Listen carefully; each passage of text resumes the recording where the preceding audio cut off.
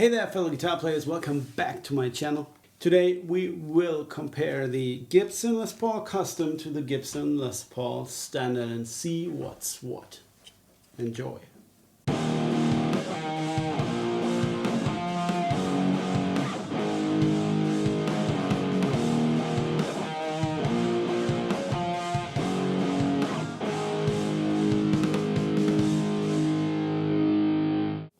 Welcome back to my channel. I'm Pete and I got this beautiful guitar just a couple of weeks back, and I thought it would be a good idea to compare it to my 2016 Standard and see where the difference is. Well, let's start with the obvious. This one's black and this one is tobacco burst. This one does have a plain maple top. This one does have a carved and a book matched. This one has a triple binding on the back and a quadruple binding on the front. It has two bindings. This one only has one binding. This one has beautiful mother of pearl inlays. This one has inlays. I don't know what they are called. We got the diamonds in the headstock here and Gibson in the headstock in this one. Both have a mahogany body. This one has custom buckers. This one has pro buckers. Gold hardware, silver hardware. The rest is basically, I don't want to say the same, but yeah. Main difference when you play it is the neck. This one has a C neck. It's not a super round 58 heavy neck, but still a nice medium C neck. This one has a very flat, I'd say kind of a D-shaped neck, which is more comfortable to play and faster. And well, that's that. I just put the specs of both guitars up here so you can have a look and compare. Now the main difference is this one is a lot heavier. I haven't weighed them yet. I will do it and put the numbers up so you can see how much it is. But this one I think is not chambered, while this one is chambered or weight relieved, which basically is they take wood out of the body to make it lighter, because Les Pauls are notoriously heavy. Scale length, I haven't checked, but I'm pretty sure it's the same. This one's made in the Gibson custom shop and this one is made in whatever the main factory is. Now a little bit to the history without going in too deep. I just looked it up because I didn't know myself. This guitar was introduced in 1953 and it was basically a Les Paul with gold hardware, but it only had a 1-inch maple cap, not a top, and it had P90s instead of humbuckers. And if I can remember it correctly, in 1957 they introduced the PAF, which were Gibson's patent applied for humbuckers, to this guitar, slapped on some gold hardware. Somewhere down the road they changed the Kluson tuners for Grover tuners, and yeah, I think that's that. There is still a 1957 reissue, because this was basically the birth year of the original Gibson Custom.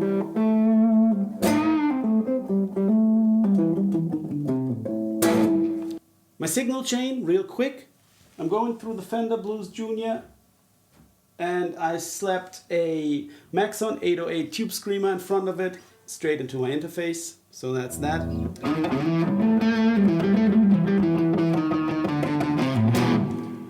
Another big difference, if not the biggest, between those two guitars, besides the neck, and of course the obvious looks and the weight, is that this one has a PCB board in it and it's not hand-wired electronics, while this one, I haven't opened it, but I'm pretty sure it's hand-wired. This one has a rosewood fretboard, this one has an ebony fretboard. Now, because this has the PCB in here, and this is not the high performance, by the way, this is the standard from 2016. I lost track with all the different standard models they brought out since 2015. But this one has push-pull pots, all four of them. And this is the major difference. This guitar is more versatile when it comes to tone. What you can do is, number one,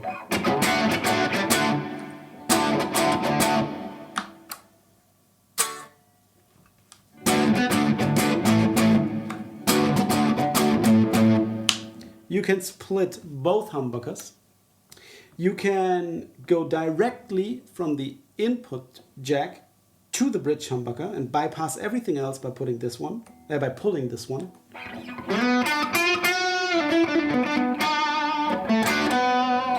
And as you can see, all the other controls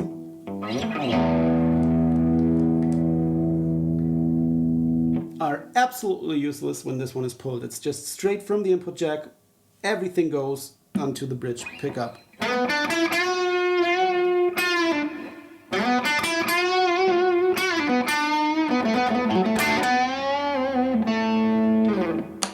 And last but not least, with this guitar, you can do the, let's call it Peter Green effect. If you know this famous Les Paul, it had the humbuckers installed wrong or wired wrong. Not really sure about that one.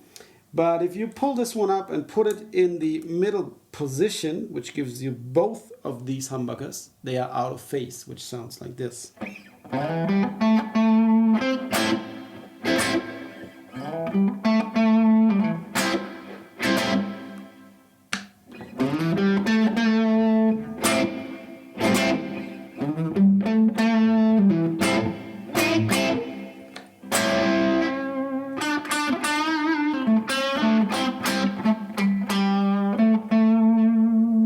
It's more of a hollow sound. It's thinned out a little. But yeah, that's what that is.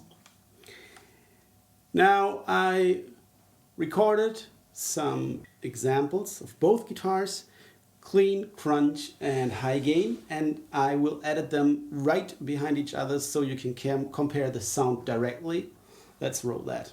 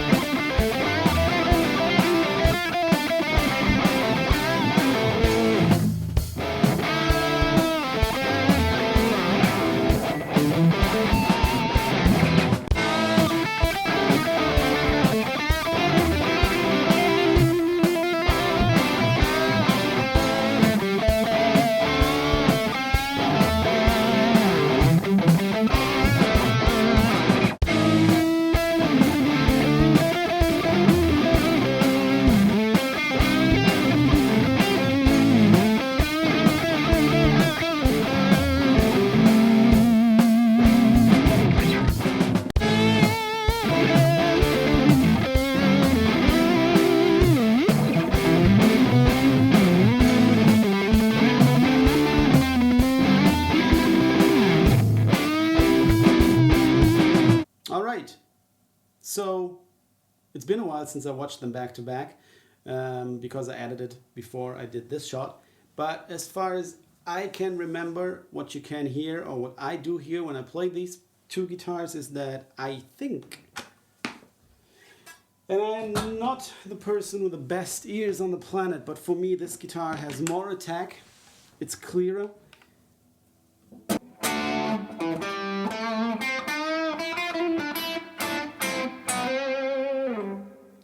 And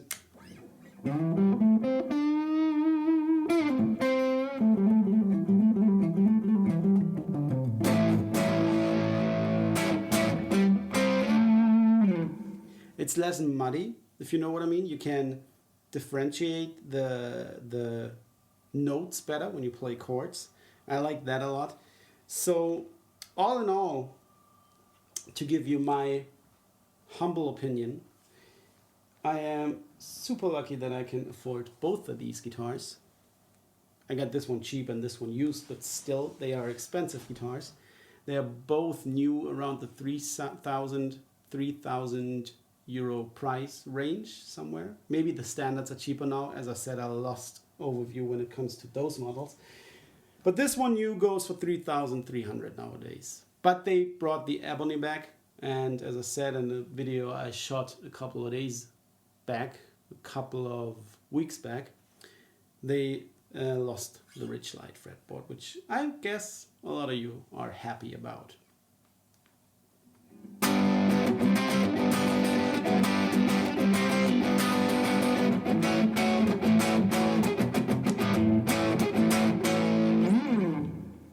If you made me choose, if you said I had to pick one, or I could only keep one and sell the other, right now I would go with this one. Maybe because for me it's the newer guitar. I only have it for like 2 weeks, and new is always better. But I prefer the neck, the D shape. I prefer the tone definitely to this one. And I'm more of a traditionalist. I don't use the coil splitting and out of phase and all that stuff that often. So for me it's more a gimmick than anything else. I think they did this for the contemporary and the younger players who really like that kind of stuff. But if I want to get a Strat tone or a single coil sound, I usually pick up my Strat on my Tele. So yeah, definitely I go with this one. Having said that, this guitar is really, really heavy. I would not want to play it live, standing up all night. I'm pretty sure your back would hurt. So that would be a big minus. If you're thinking about getting one of these and you are a live performer, I would think twice. Because I can imagine that it's not fun having this thing around your shoulders for 2 or 3 hours every night. I hope you liked this video. If you did, leave me a thumbs up. Maybe even think about subscribing to this channel so I can keep on going doing this shit. I hope this was useful consumer information for you. I paid for both of these guitars with my own money, nothing sponsored here. And I'm a bit of a big Gibson fanboy, so yeah, get your bottle of Haterade out of the fridge. But I love these guitars. See you next time.